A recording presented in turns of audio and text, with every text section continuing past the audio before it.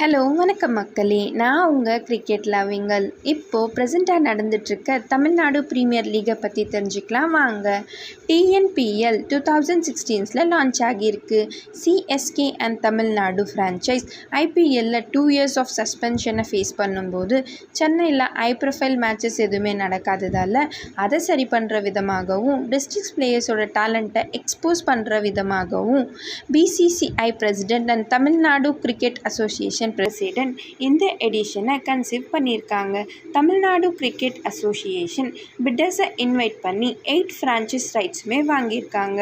டோட்டலாக 17 bitters fitting ப்ராசஸில் பார்ட்டிசிபேட்மே பண்ணியிருக்காங்க.